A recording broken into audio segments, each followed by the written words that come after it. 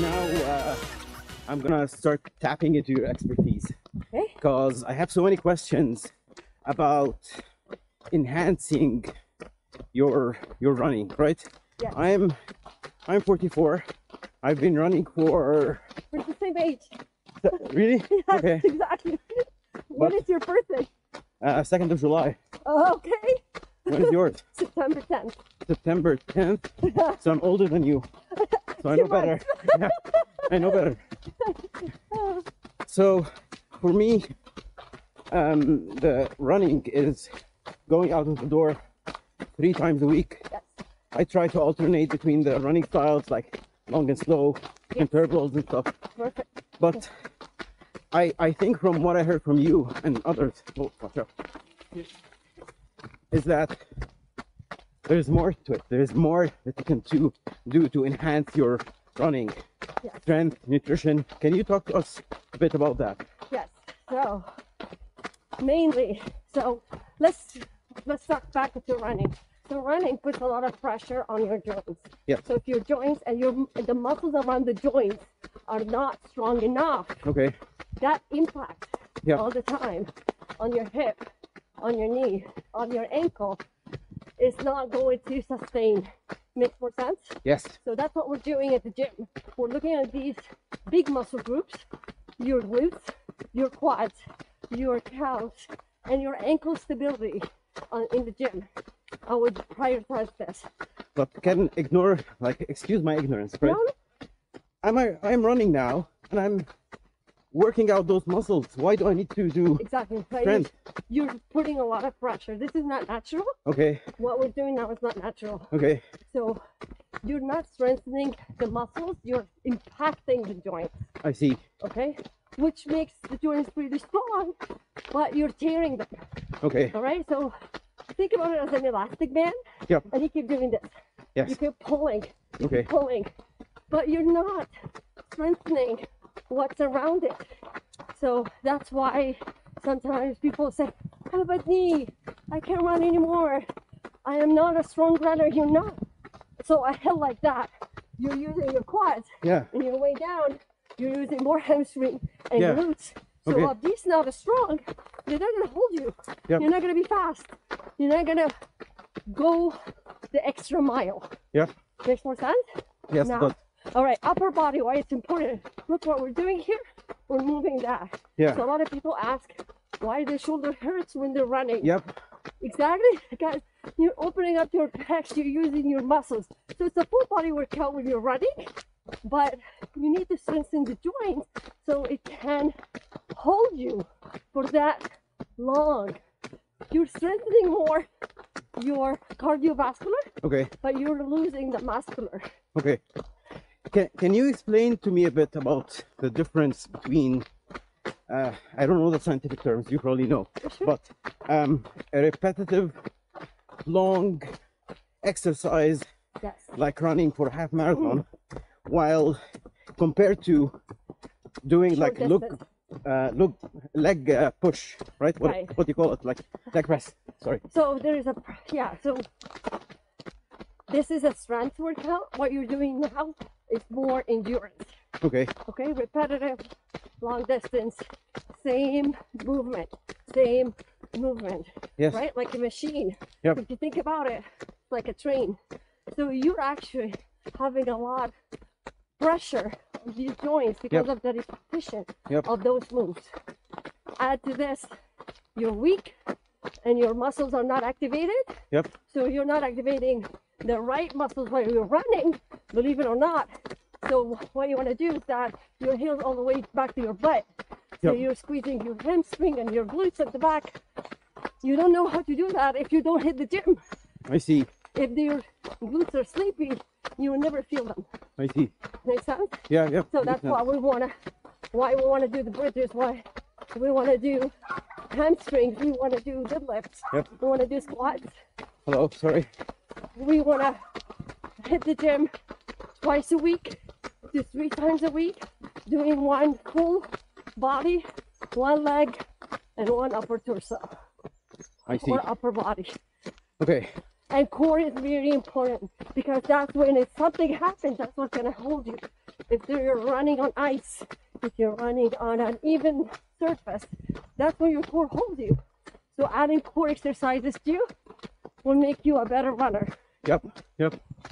Let me tell you about an experience that I had. I think that was 2 years ago, maybe slightly less. I was training for my full marathon, and it was close to the race. So I was at the top of my, performance back then. My wife likes to do a lot of what you do, like the classes and so she told me one day to join her. Okay. So I felt that, it's easy. it's easy, I'm gonna crush it. Oh, I run 35 kilometers on the weekend. so what? Of course I'll join you. What do? Just some music and you do some moves. I almost died. Of course. I almost died. Because you're using different muscles that you're used to. Yeah. You're using the same muscles every single day and the running. What do you want to do?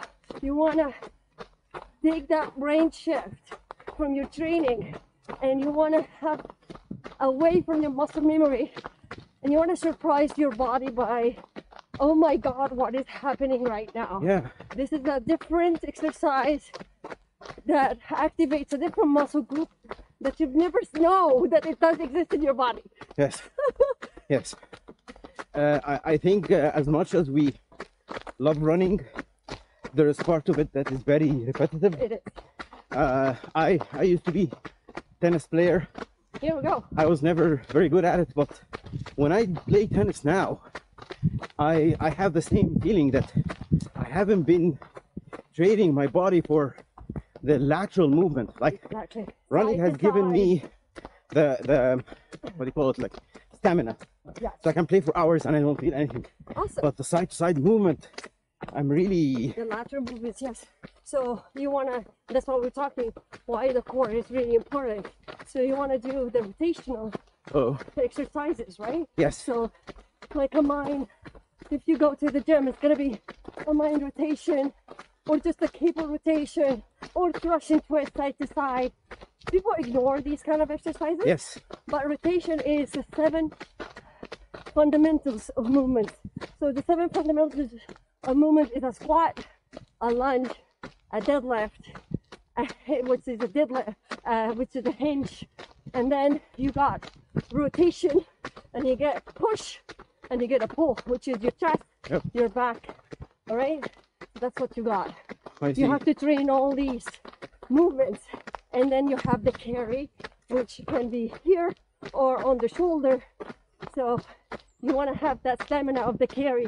So that's why we have exercises that you have the barbell carry, or Yep. you can have just like a kettlebell carry and you carry it. We call it farmer carry. Yep. It's good for your grips. It's good for your core. It's an amazing exercise that's underrated. You're just gonna have few buckets and move it from here to there. Yep. Just try it. Yep. See how it works.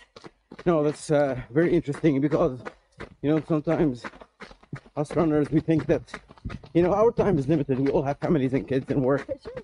So I usually have this mindset of, if I have an hour, I'm not going to waste it on anything else. No. I'm just going to run. Sure. I want to run more. But if you have an hour in a gym, what I would do, if it's a leg day, I would do 1 squat, Okay. 1 lunge exercise, either forward side or back lunges. Focus on that for 6 to 8 reps, 3 rounds maybe, and then I did left. And then if I have still time, I can do some core. Next day I'll do chest and back, biceps and triceps, right? Yep. And then if I have another day, I'll put everything together. So I can do squat with an upright row, for example, I see. lunges with biceps, deadlifts with a row, anything.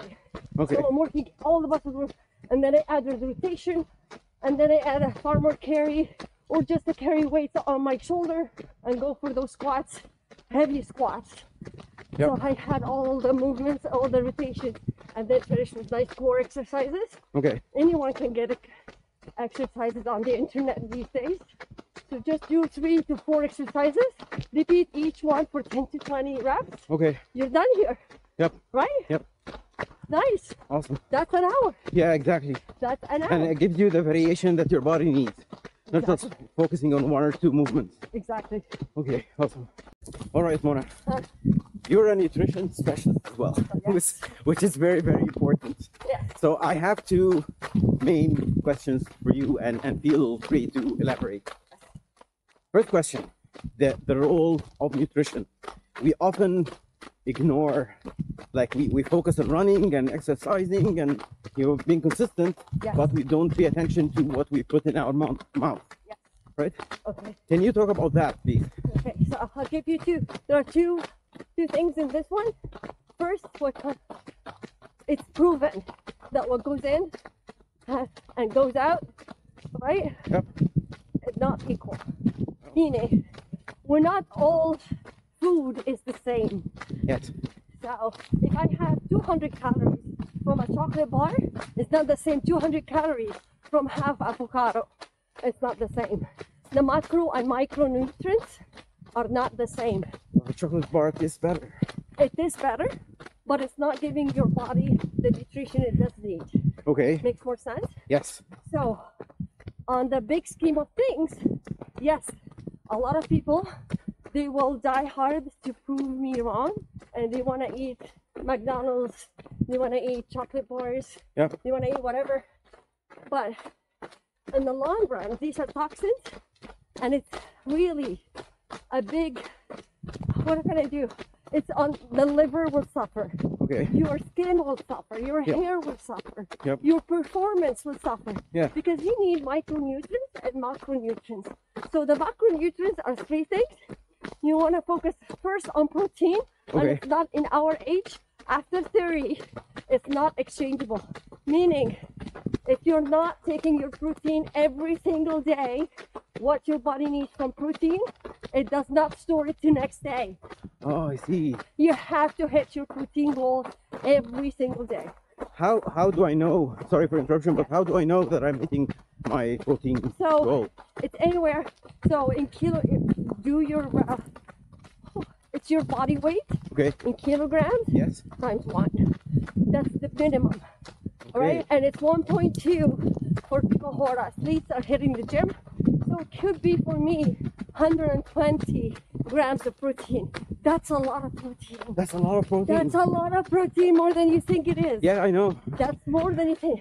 It's so hard. telling me that you're having 2 eggs in the morning, which is only about 11 to 12 grams of protein, Yeah. is nothing. It's nothing. It's nothing, man. Yeah. You want to add collagen to your diet. You want to add shakes to your diet. Okay. You want to enhance your protein in every single meal. You want to hit 30 grams of protein in every meal. Every meal. Yeah. So, yes. So, in the morning, for example, for me, make it very simple. I have 2 scoops of collagen in the morning. Okay. That's easy, 18 to 20 grams of protein. Okay. And I have 1 bar protein bar because my work is on the go. Yes. Unfortunately, I can't sit down. Yep. So I wake up at 4. I finish my shift at 10:30 Okay. a.m. I only have 5 minutes. So I eat that chocolate protein bar Okay. and a banana to give me glucose, potassium, and some energy. I see. All right? Wait, so let me get this straight. Yes. You're saying 30 grams of protein Protein. in every meal. Yes. Okay. Yes. I was not aware of this. Like, Yes. Next is the macros are protein first, then we cover that. Yeah. Next is carbs and fats. So the carbs and fats are exchangeable.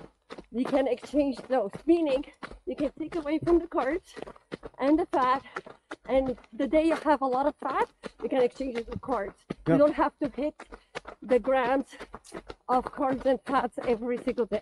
Okay. All right? And There is a calculator. okay. It's called macro calculator. Oh, check it You out. can go out, check it out, team. It's really good, mostly accurate, or MyFitnessPal with, Yeah, I used to use that. Yeah. yeah, you can easily subscribe to it Yeah. and put your macros in. They will calculate it for you. Just do it for a week or something and then cancel your subscription once Okay. you know your macros, and you can do it. And but it's your responsibility. Second thing, So I talked about that. How about people who is running long distance? Yes. Just to shock you, long distance running or is actually not only using glycogen, which is your body, your sugar, Okay. it's actually using fat. Wow. The longer distance using fat, a lot of fat. Okay. So the more steady state workout is using fat muscle. Okay. Fat as a burning energy. Okay. So that's your source of energy. Meaning if you're walking all day for like 14,000 steps a day, Yep. you used a lot of fat today. Okay. But if you're running, guess what? You're using more sugar. So you need sugar in the beginning Okay. to keep you going. Yep. And then you need to replenish that. I see. But if you're going steady state, you only need sugar. You need something with fat in it. Okay. So there are a lot of bars that says fat or keto, I guess. Yes. So these are the ones for you. Okay. That's how you fuel for those long rides. Okay. Also, people tend to ignore electrolytes. Yep. If you get headaches, if you wake up with headaches, if you have headaches all the time, if you're feeling weak, if you're feeling angry after a workout, it's your electrolytes. Oh. If you're feeling like I can't talk to anyone, I'm short, like my temper is very short, Yep. I'm feeling like, oh, drink your electrolytes or add some salt to your water. As simple as that. And eat a banana with it. Oh, I see. Potassium and salt is gonna be your friend. Okay. Okay. That's very interesting. It is. What about water? Water intake. Okay, so with water, people think that the more they drink water, you actually can dehydrate yourself with water. Really? Yes, because you dilute your blood from all the sodium, which your body is screaming to have. Your body is short of sodium and you keep drinking plain water. Yes. It needs salt. Yep. That's why we keep going. Like after a marathon, what is the number one thing that people say? I want to eat chips. Yes. Yes. Yes. Salt, man. Yeah. You need salt. I had the same experience. Like on my marathon, I think. But what did they give us? A banana, an apple, Yeah. and sugary drinks. And you feel like I can't tolerate that anymore. Your body doesn't need it. Exactly. You cannot just like. Even the last one I did, at the end, they gave us a protein, but I couldn't put anything sweet in my mouth. Exactly. I wanted chips. I have no clue who's telling them to sell that Yeah. or give us that. You need chips. You need electrolytes. You need something with very fast sugar. So I would say a pop, any pop drink, Yep. or anything that, Because it has sugar and salt as well. yeah, anything like that. Yeah. Really quickly, Okay. right after the exercise, especially if you're more than 1 hour. Yep. Yep. If it's taking 2 hours, 3 hours, 4 hours, you need even more. Yeah. And don't forget, people think that they're done for the day. Your body is going to be in equilibrium or homeostasis in actually not less than a week after a strenuous workout. Okay. So it doesn't go Wow. down right away For a week. for a whole week. That's 2, why they 3 tell you to weeks, have some rest. sometimes 3 weeks, Yep. sometimes 6 weeks, Wow. depending on the level of your fitness. Yep. So it depends. If you're running a marathon, you may take you up to 6 weeks to 8 weeks to get back to normal. Otherwise, every time you keep pushing to do something, you're gonna be so tired. I see. Your body is taxed. Your body is tired. And that's why after a nerve breakdown or anything that happens mentally, it's the same thing. Don't go up and go again. Yep. Take it slow. Go up again. Very slow. And you want to have that nice steady state.